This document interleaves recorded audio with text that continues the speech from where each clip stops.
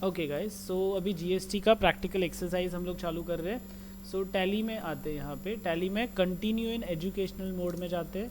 यहाँ पे all plus के क्रिएट में जाते हैं और यहाँ पे एक न्यू कंपनी हम क्रिएट करते हैं, जैसे कि मैं निखिल इंडस्ट्रीज़ यहाँ पे क्रिएट करता हूँ और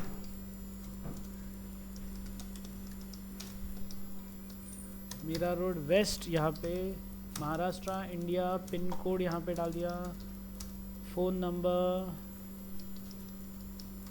मोबाइल नंबर, ईमेल आईडी और यहाँ पे financial year begins from 1 April 21 accept. जैसे एक्सेप्ट करोगे वैसे यहाँ पे जीएसटी का डिटेल पूछ लेगा। तो जो जो ऑप्शन आपको येस चाहिए येस करो। कॉस्ट सेंटर नहीं चाहिए, ज़रूरत नहीं है जीएसटी में। इन्वेंट्री रहने दीजिए। मल्टीपल प्राइस लेवल नहीं चाहिए, इसको भी नो कर देते हम लोग। एनेबल बैच वाइज जीएसटी में नहीं है तो no. Enable job order no है। यूज़ डिस्काउंट रखते, डिस्काउंट तो होता ही है यूजुअली। जीएसटी येस कर दिया यहाँ पे।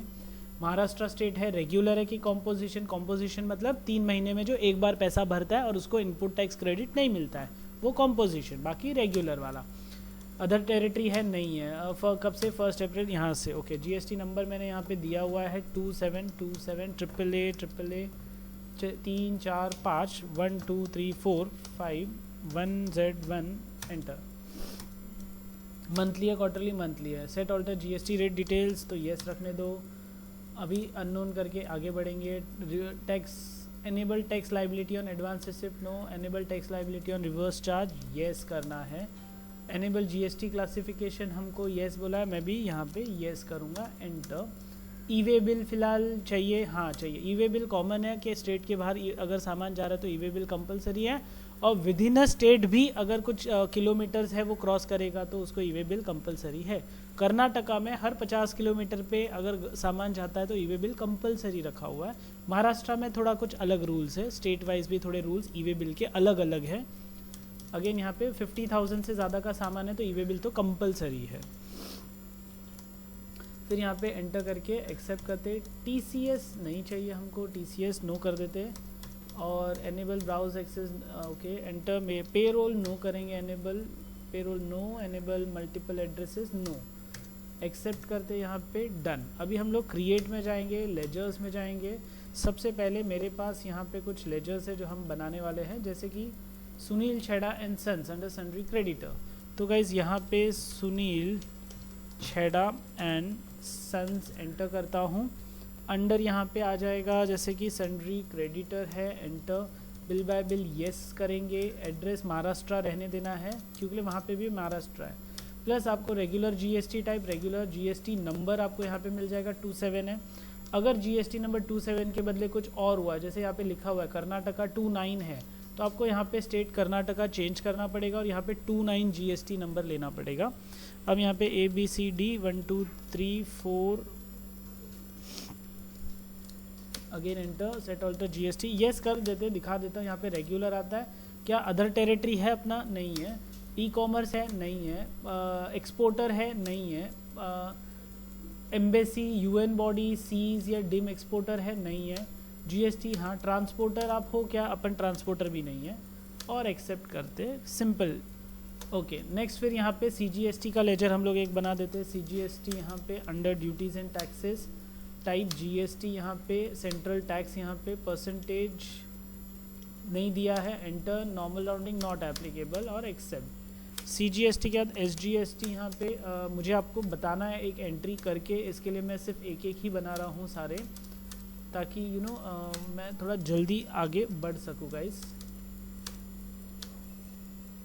और IGST under integrated duties and taxes, और टाइप ऑफ टैक्स में इंटीग्रेटेड टैक्स। उसके बाद bank of India, new company है तो एक बैंक बनाना पड़ेगा, नहीं तो हम लोग वो चेक वाला एंट्रीज ऑनलाइन वाला नहीं कर पाएंगे। और जीएसटी का फाइनल एंट्री जो गवर्नमेंट को पेमेंट होता है वो भी बैंक से ही होता है, ऑनलाइन पेमेंट है। ऐसा बाजू वाली दुकान पे ऑफिस में जाके पैसा भर सकते हो, ऐसा सिस्टम नहीं है जीएसटी में। ओके, और परचेज़ अकाउंट। उसके बाद अब यहाँ पे परचेज़ अकाउंट के टाइम पे आपको स्पेशली ध्यान रखना है।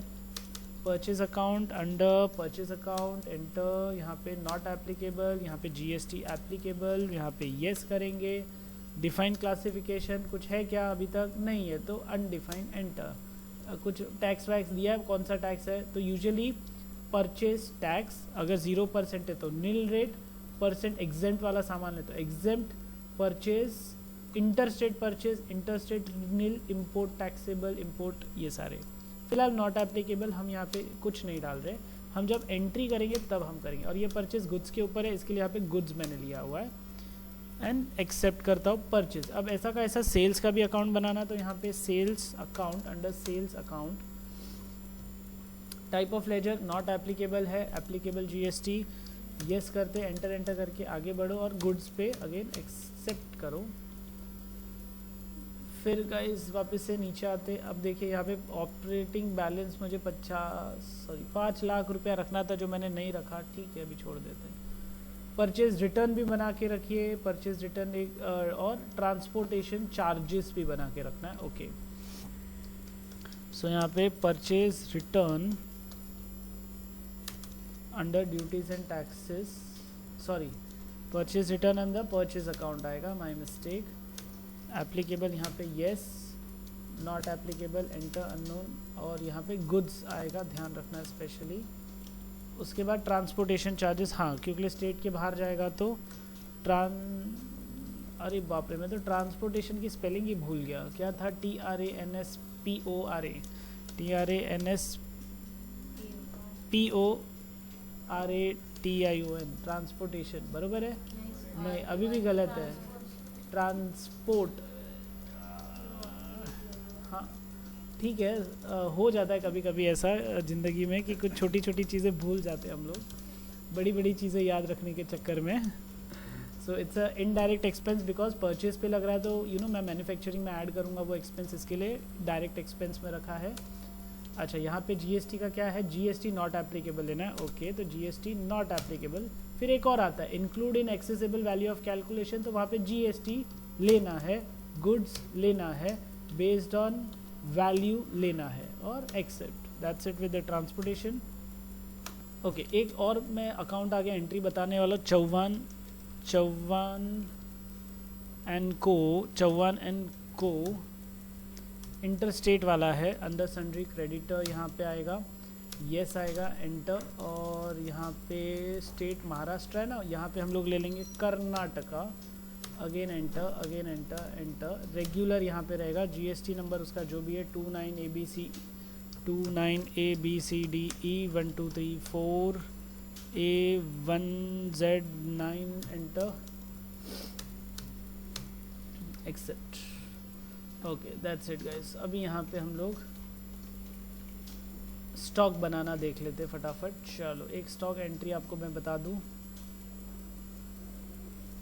ओके गाइस अभी यहाँ पे स्टॉक क्रिएट करना है। स्टॉक के लिए प्रोडक्ट ए बनाना है हमको, तो हम लोग यहाँ पे जाते हैं, यहाँ से बाहर आते हैं, इन GOT हम लोग जाएंगे स्टॉक आइटम के अंदर, यहाँ पे लिखते हैं प्रोडक्ट ए 18% अंडर प्राइमरी है यहाँ पे, और 18%। ओके यहाँ पे कुछ दिया नहीं है तो हम लोग Alt+C करेंगे, क्रिएट में जाते हैं और यहाँ पे NOS बना देंगे। कंपलसरी है, नंबर्स तो होना ही चाहिए बेचने के टाइम। यहाँ पे भी NOS अलग से एक ऑप्शन दिया हुआ है, डेसिमल 0 और एक्सेप्ट। सेट कंपोनेंट यहाँ पे नो है, सेंडर रेट्स नो है, GST एप्लीकेबल है, डिटेल येस रहेगा यहाँ पे, एंटर। फिर यहाँ पे क्लासिफिकेशन कुछ नहीं दिया, अनडिफाइंड रखते, कैलकुलेशन टाइप दिया है वहाँ पे ऑन वैल्यू, तो ऑन वैल्यू लेंगे।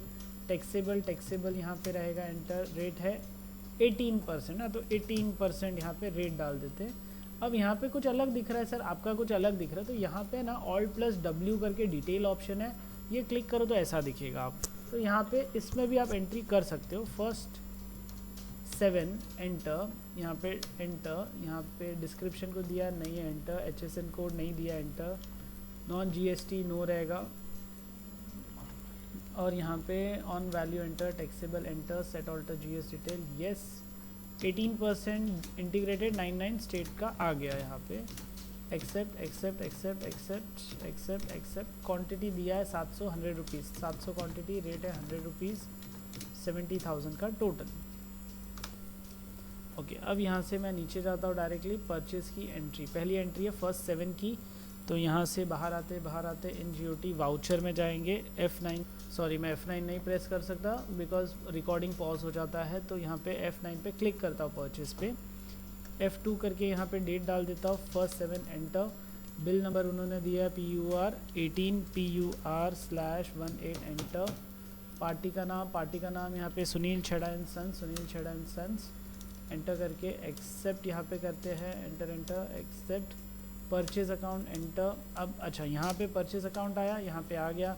अब कुछ आइटम्स पे अलग परसेंट लगेगा, कुछ पे अलग लगेगा, तो यहाँ पे आपको परचेज टैक्सेबल वाला आइटम्स है वो ले लिया।